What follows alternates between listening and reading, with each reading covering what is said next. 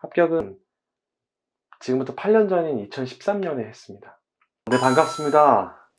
박성훈 노무사입니다. 오늘 영상 주제는 이 평범한 사람이 알려주는 노무사 시험 효율적으로 합격하는 방법에 대해서 준비했습니다.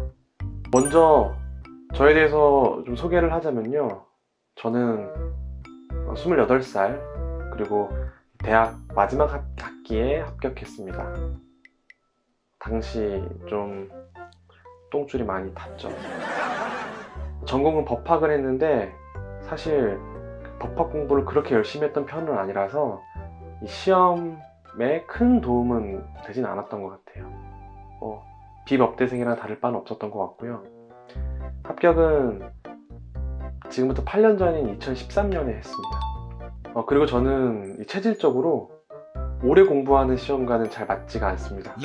달리기로 비유하면은 마라톤보다는 100m 달리기에 적합한 그런 스타일이었는데요. 그런데 뭐 방법이 없죠. 노무사 시험은 마라톤이니까요. 오랫동안 해야 되는 공부.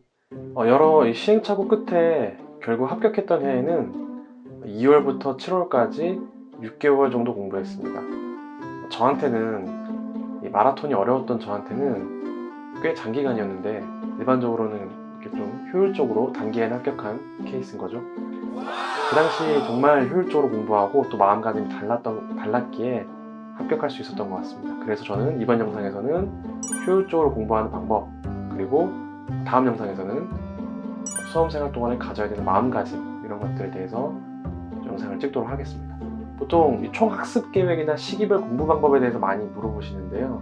9월에서 12월 보통 예비순환, 영순환이라고 하는데 저는 그때는 체력상 공부를 못했고요. 본 순환이 돌아가는 1기, 1월부터 3월 그때 시작을 했습니다. 좀 늦게 시작하면 이제 설날 정도부터 시작했던 것 같고요.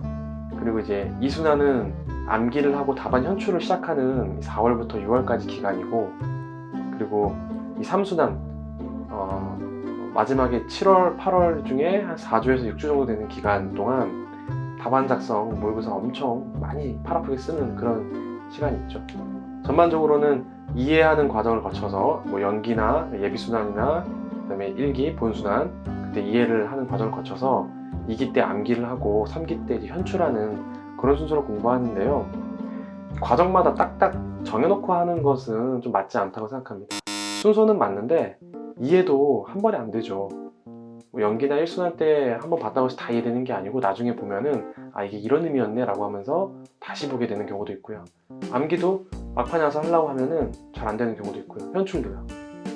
그래서 저는 그 이해 단계에서는 뭐 저처럼 그 1순환 때부터 하셔도 되지만은 뭐 영순환 때부터 하시는 분들도 이해만 하겠다 공부하지 마시고 이해를 한 80% 정도라고 잡으면 암기도 한 10% 정도 하시고요. 목차나 키워드, 그리고 현출도 목차 정도라도 써보고 10% 정도 해보시는 게 좋습니다.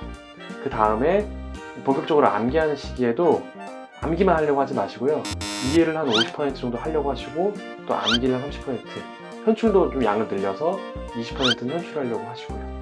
그리고 이제 마지막에 현출만 아주 그냥 드립다 할 때는 그때도 여전히 계속 이해를 하려고 하십시오. 왜냐면 이제 암기는 너무 휘발성이니까 계속 이해돼 있어야지 암기도 잘 되는 법이고, 그래서 그 마지막 3기 때도 항상 이해하려고 하고 또 암기, 현출 계속 병행하시면 잘 됐던 것 같습니다. 좀 구체적으로 그 순환마다 어떻게 했는지를 좀 설명드리면, 1순환 때는 저는 이제 영순환을 안 했기 때문에 오전이나 아니면 이제 평일 뭐 이럴 때 연기 강의를 1.5배속으로 듣습니다. 그렇게 해서 연기를 좀 따라잡고 또 예습을 해서 실제 실강, 평일 오후 강의나 아니면 주말 강의 때 가서 본 강의를 듣죠. 그럼 이해독이 되고요. 또 예습을 했으니까 잘 이해되고, 그리고 스터디를 해서 복습을 했어요. 복습할 때는 이제 쓰는 것도 꼭 했죠. 그 다음에 스터디 이후에 내가 부족한 부분들 점검하고요. 그러면 1순환 때 4배독을 합니다. 예습, 복습, 쓰기, 검토까지요. 이렇게 공부를 하면 좋다고 생각하는데, 보통 이제 답안 작성을 전혀 안 하시다가 2기 때부터 이제 하시게 되면 조금 이제 늦은 감이 있습니다. 왜냐면 두려움이 있기 때문에 두려움이 안 깨지거든요. 근데 이제 저처럼 연기나 이제 일기 때부터 목차라도 써본 사람은 자신감이 생깁니다. 자신감이라는 게 잘 써진다는 건 아니고요.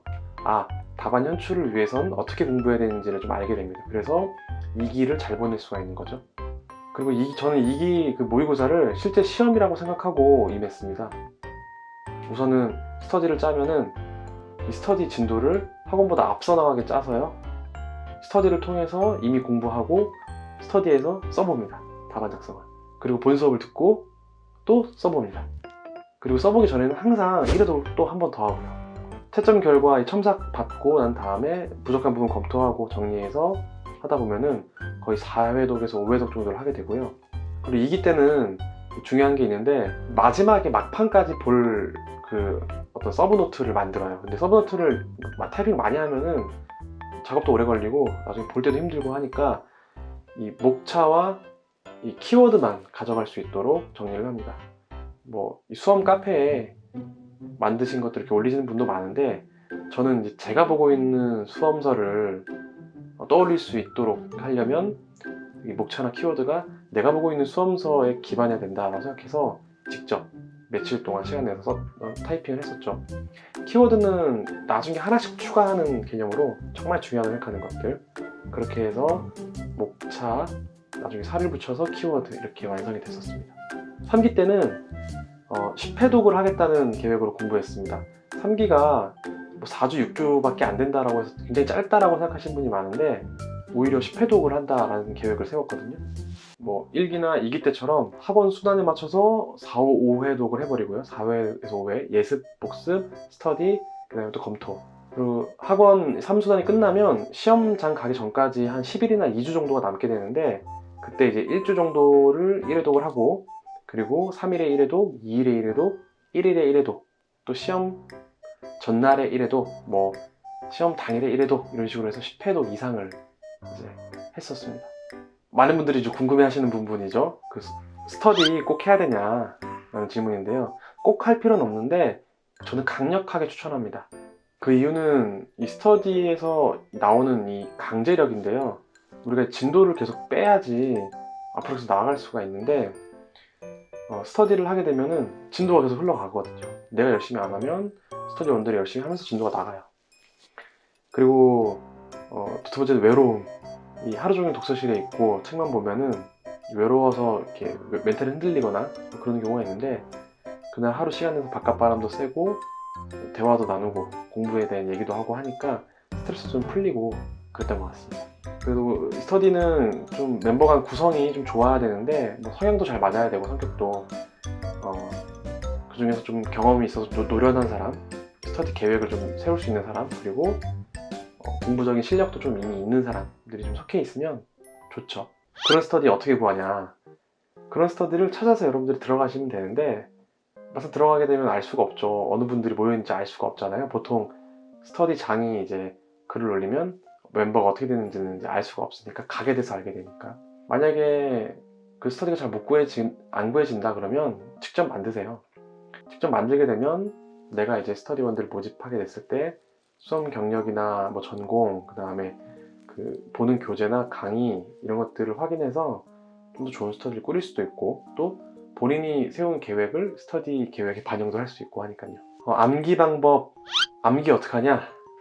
저는 두 가지 말씀드리고 싶습니다. 하나는 절대 외우려고 하지 마라 라는 전략, 그 다음에 방금 본 놈 전략. 보통은 외울 생각부터 하는데 그렇게 하면은 오히려 외워지지가 않습니다.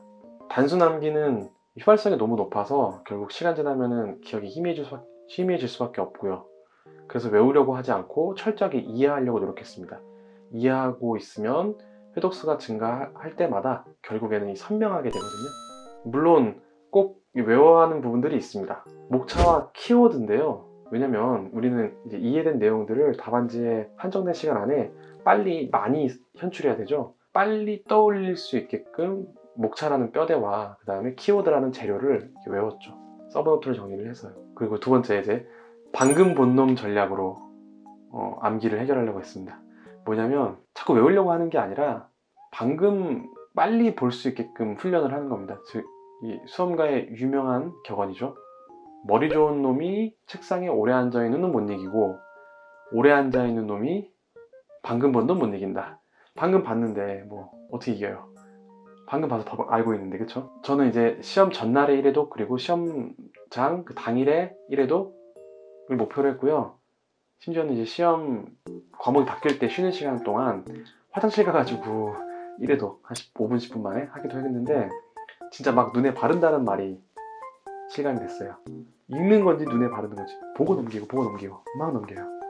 근데 정말 이게 보여지고 정말 읽혀진다라는 신기한 경험을 했습니다. 결국에 외울 필요 없이 직전에 한번 보면은 바로 떠오르거든요. 5분 뒤에 받아본 시험 문제에 바로 목차 기입하고 키워드 기입하는 순간 내용들은 외워서 쓴다기보다는 방금 봐서 쓰는 느낌으로 썼던 것 같아요. 강사를 추천해달라. 이 비추천 강사는 누구냐? 이런 질문들. 강사 추천해달라는 말 많은데, 저는 이제 요즘에 하도 수험가에 좋은 강사분도 많고 강사분들이 그 강의 준비 내용도 너무 좋아져서 다들 좋다고 생각하는데요. 개인적으로는 비추천 강사는 되게 졸린 스타일을 비추천합니다. 아무래도 강의는 듣다 보면 졸릴 수가 있는데 강사분들이 그래서 목소리가 크고 임팩트 있게 발성하는 분들 위주로 저는 들었습니다. 그 다음에 정말 필요해하는 강사 있습니다. 뭐냐면, 강사라는 사람은 수험생 대신 공부해주는 게 아니라 수험생 대신 수험생의 공부 양을, 공부의 시간을 줄여주는 역할을 할수록 좋은 사람이거든요. 빨리 이해시키고 빨리 암기시켜주고 그렇게요. 뭐 중요한 문제만 잘 찍어주는 사람을 말씀드리는 건 아니고요. 자꾸만 공부 양을 늘리는 사람들이 있습니다.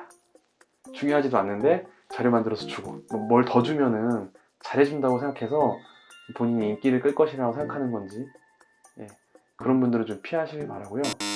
일반적인 그 교재를 가지고 빨리 이해시키고 빨리 암기시키고 여러 번 돌려주는 그런 사람이 좋은 것 같습니다.